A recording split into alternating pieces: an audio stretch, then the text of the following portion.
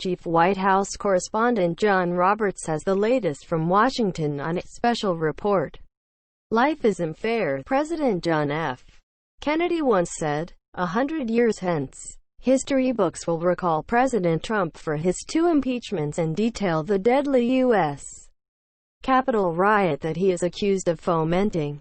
Never mind that he told his supporters at a rally near the White House, "I know that everyone here will soon be marching over to the Capitol building to peacefully and patriotically make your voices heard." Emphasis added. Regardless, historians will dwell on the ensuing mayhem. Pity. 100 years from now, a fair-minded assessment of Trump's presidency will recognize his abundant domestic and international accomplishments. Liberals unborn may be appalled. Conservatives unconceived may applaud. But both should agree that Trump was a consequential president whose sleeplessness achieved significant things, often while astonishing foes and friends alike. A globally competitive 21% corporate tax rate, immediate deduction of business expenses, 8 regulations junked for every new one inflicted, and Washington's overall pro-business tone helped generate the most robust economy in U.S. history. In December 2019, never was higher. Black and Hispanic unemployment sank to their lowest levels ever, with female unemployment the lowest since President Dwight Eisenhower. Median household income in 2019 hit a record $68,703, up 6.8% from 2018.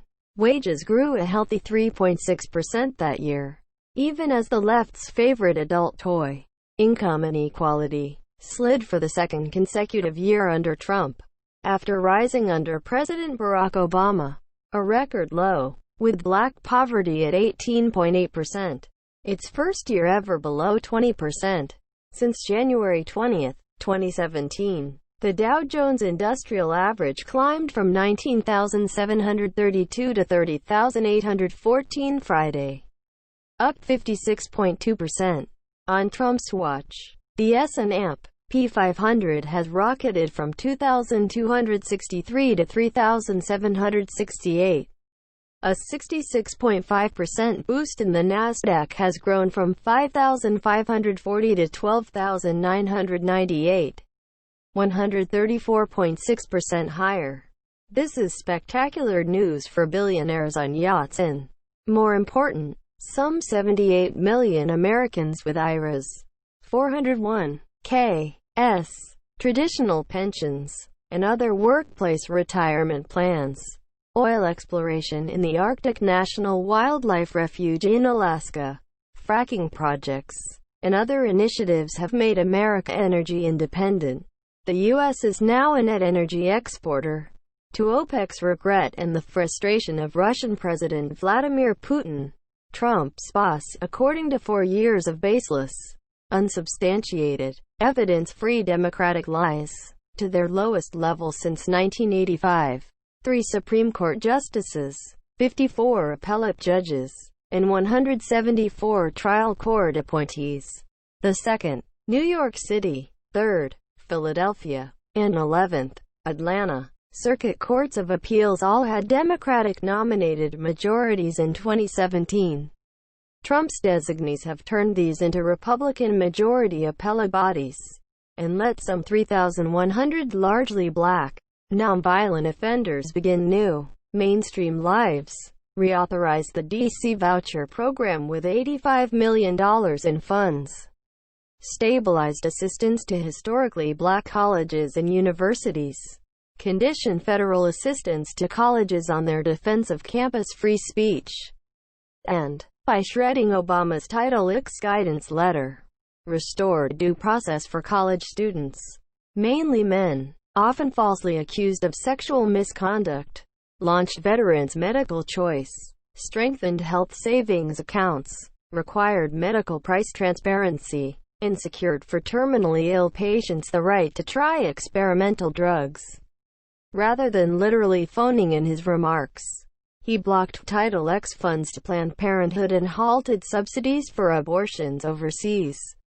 Gang members, drug smugglers, terrorists and others who break into America without permission. Overcoming relentless democratic objections, Trump ultimately prevailed. In fact, the president Tuesday celebrated 452 miles of steel and concrete wall along the southern frontier. This distance roughly separates Manhattan from Greensboro, NC, and connects San Diego and San Francisco.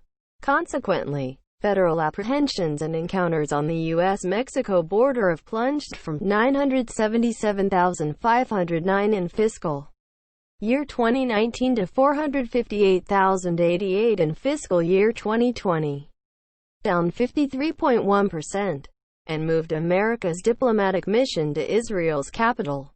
In early 2017, by year's end, the bloodthirsty, primitive, Islamic extremist caliphate, which Obama-Biden let swell to the size of 2 New Jerseys, was blasted clean off the map via American force, 4 peace agreements, and the first since 1996, between Jerusalem and the United Arab Emirates, Bahrain, Sudan, and Morocco. He applied trade sanctions for its cheating and intellectual property theft, locked up its spy-choked Houston consulate, slapped travel bans on top officials, and more. The North halted the underground nuclear bomb tests and long-range missile flights that chilled the Obama-Biden years, while 4 nations complied in 2016.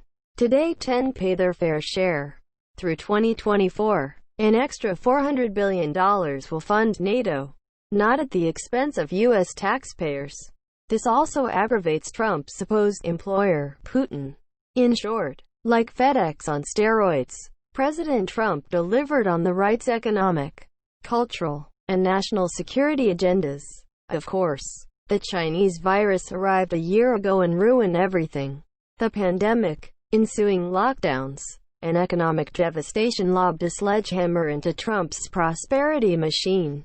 Still, the economy recovered with unexpected briskness. Although winter infections, clampdowns, and deaths are slowing things anew. Even as Trump ordered hospital ships New York City and Los Angeles and erected pop-up hospitals across America, he pressed government and industry to produce ventilators, masks, gowns, and other medical gear. Incredibly, Operation Warp Speed yielded 2 COVID-19 vaccines within 9 months of the March 13th national emergency declaration. That's 5 times faster than the quickest vaccine previously developed. The 1967 anti-mumps inoculation took 4 years to produce. Unfortunately, some governors are injecting these vaccines in slow motion.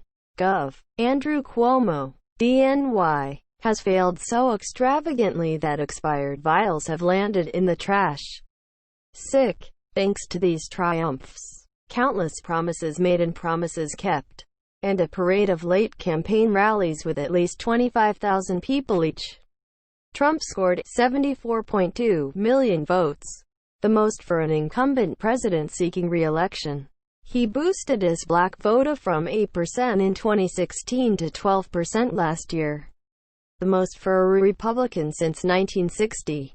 Among black men, his numbers rose from 13 to 19%, and from 4 to 9% among black women.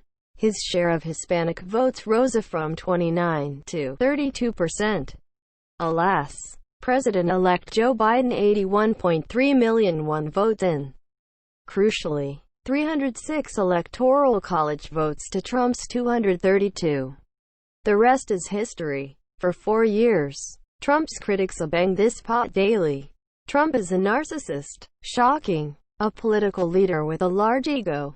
To endure narcissism, watch almost any Obama speech. I is his favorite vowel. Future historians should focus less on Trump's abundant self-regard and, instead, do this. Ask not what Donald J. Trump did for himself. Ask what he did for his country.